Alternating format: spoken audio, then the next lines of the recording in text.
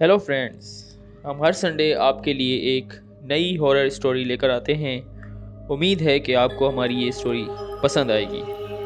अगर आपको हमारी ये स्टोरी पसंद आई तो हमारे चैनल फनी संडे को सब्सक्राइब करें और बेल आइकन को प्रेस करना ना भूलें ताकि आपको हमारी हर आने वाली वीडियो का नोटिफिकेशन मिलता रहे।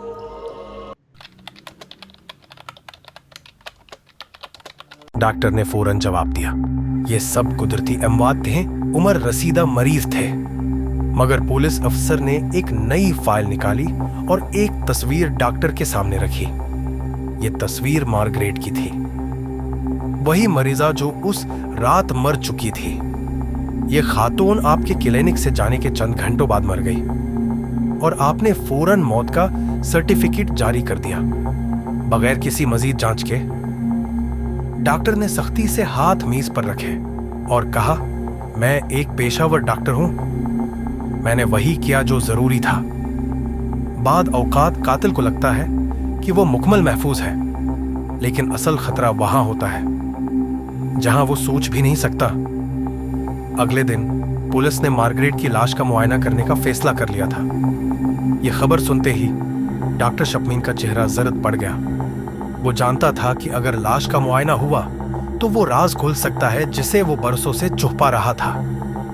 शहर के मुर्दा खाने में पुलिस अफसरान और एक सीनियर डॉक्टर लाश का मुआयना कर रहे थे। डॉक्टर ने दस्ताने पहने और मार्गरेट के जिस्म का जायजा लेना शुरू किया। हमें कोई जहरीला मादा तो नहीं मिला, डॉक्टर ने कहा, मगर पहर अचानक रुक गया। 1 मिनट, यह क्या है? उसने मार्गरेट की जिल्द पर गौर से देखा। वहां एक नन्हा सा सुई का निशान था जो आम नजर से नहीं देखा जा सकता था। पुलिस अफसर ने फौरन नोटबुक निकाली। ये इंजेक्शन का निशान है। क्या यह कत्ल हो सकता है?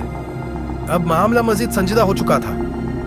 दूसरी तरफ डॉक्टर शपमीन अपनी क्लिनिक में बेचैनी से टहल रहा था। अगर वो इंजेक्शन का निशान देख लेंगे तो सब खत्म हो जाएगा।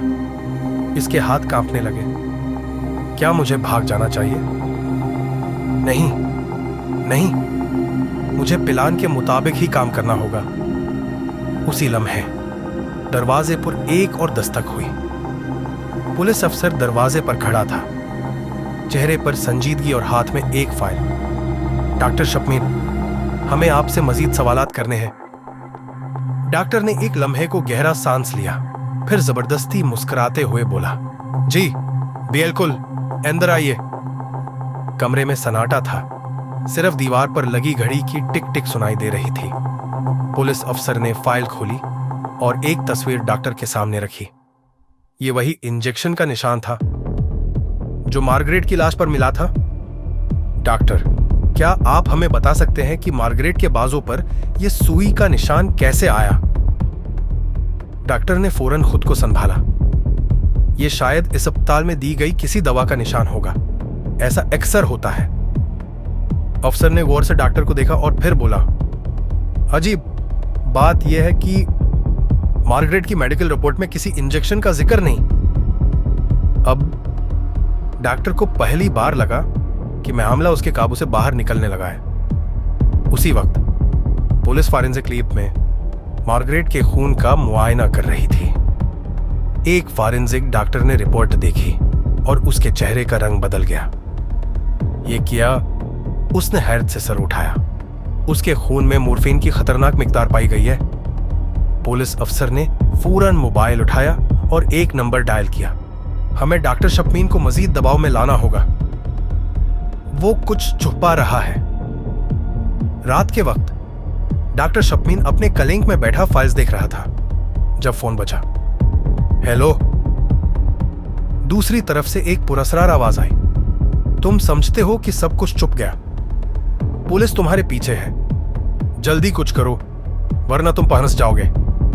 डॉक्टर की आंखों में खौफ उभर आया। यह कौन था? किसी को सब कुछ कैसे मालूम हुआ? अब उसे अंदाजा हो चुका था कि यह खेल मजीद खतरनाक हो चुका है। डॉक्टर शपमीन के लिए वक्त कम हो रहा था। पुलिस उसके करीब पहुंच चुकी थी।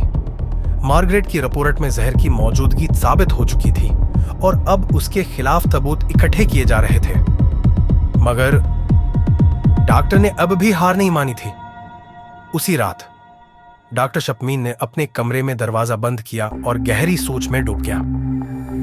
पुलिस मुझ पर नजर रख रही है, अगर मैंने कोई गलती की तो सब खत्म हो जाएगा।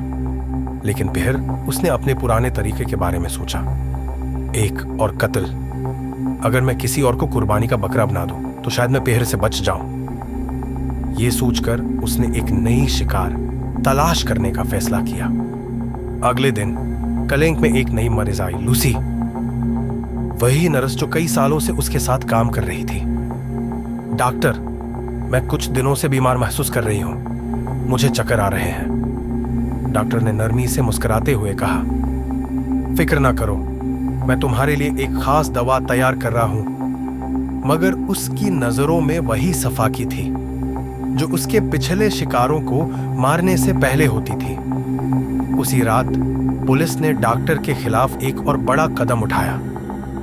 पुलिस अफसर, हमारे पास काफी सबूत हैं कि डॉक्टर शपमीन कई मरीजों को जहर देकर मार चुका है। अब हमें उसकी बस एक गलती की जरूरत है।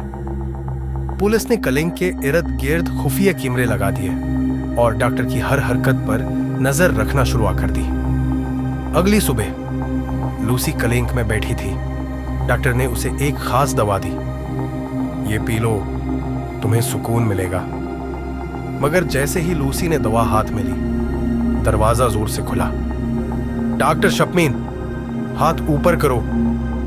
पुलिस अंदर घुस आई, हथियार ताने। हम जानते हैं कि तुमने उस दवा में जहर मिलाया है। डॉक्टर के चेहरे का रंग उड़ गया। यह कैसे मुमकिन है? किसने मुझे धोखा दिया? पुलिस के हथियार डॉक्टर शपमीन की तरफ तने हुए थे। लूसी खौफ से पीछे हट गई।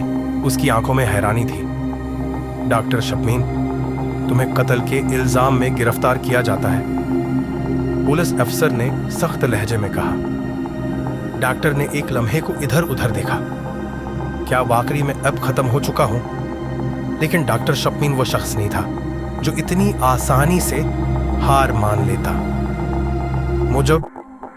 मुझे मासूम समझो या शैतान, मैं हमेशा एक चाल रखता हूं। अचानक उसने जीप से एक नन्हा सा इंजेक्शन निकाला और बिजली की तेजी से अपने बाजू में लगा लिया। ये क्या कर रहा है? पुलिस अफसर चिल्लाया। डॉक्टर मुस्कुरा दिया। उसकी आंखों में पागलपन था। यह जहर है। अगर मैं पकड़ा जाता हूं तो मैं मरूंगा और मेरे साथ मेरा राज भी दफन हो जाएगा।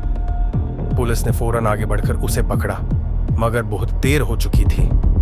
डॉक्टर के होंठों पर हल्की सी मुस्कुराहट थी और फिर उसकी आंखें बंद हो गईं। पुलिस ने उसे नीचे गिराया और उसकी नब्ज चेक की। यह मर चुका है, एक अफसर ने हैरानी से कहा। क्या वाकई? दूसरा अफसर बोला। या यह भी उसकी कोई चाल है? लेकिन डॉक्टर का जिस्म बेजान लग रहा था।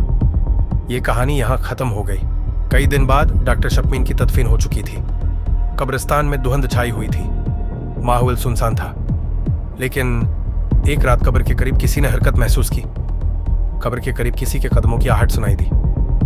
फिर कब्र की मिट्टी में हल्की सी लर्जिश हुई। क्या डॉक्टर शपमीन वाकई मर चुका था या उसने मौत को भी धोखा दे दिया?